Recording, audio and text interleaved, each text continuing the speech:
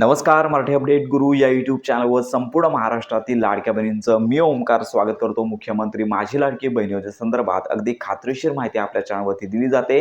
आज सकाळी एक मोठी दुर्दैवी घटना घडली. महाराष्ट्राचे उपमुख्यमंत्री सन्माननीय अजितदादा पवार यांचा विमान अपघातामध्ये मृत्यू झालेला आहे. त्यांना आपल्या चॅनलतर्फे भावपूर्ण श्रद्धांजली.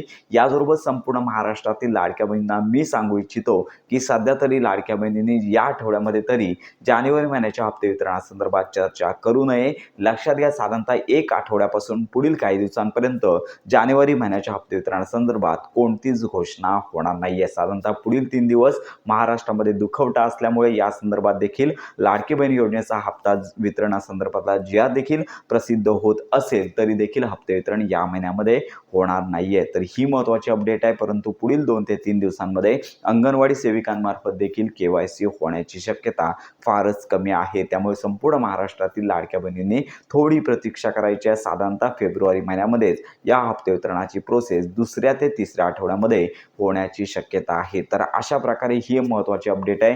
पुढील काही दिवसांपर्यंत हप्ते वितरणासंदर्भात कोणतीच घोषणा होणार नाहीये. तर संपूर्ण महाराष्ट्रामध्ये पुढील 3 दिवस शासकीय दुखवटा असणार आहे. त्यामुळे लक्षात घ्या, हीच आताची अपडेट असणार आहे. त्यामुळे याचबरोबर अंगणवाडी सेविकांतर्फे जी कागदपत्र पडताळणी आहे ती सुरूच राहणार आहे. पण हप्ते वितरणासंदर्भात तुर्तास घोषणा होणार नाहीये. त्यामुळे ही महत्त्वाची माहिती संपूर्ण महाराष्ट्रातील लाडक्या बहिणीपर्यंत नक्की शेअर करा. तुमच्या जर काही शंका असतील तर आपल्या व्हिडिओच्या कमेंट बॉक्समध्ये नक्की कळवा.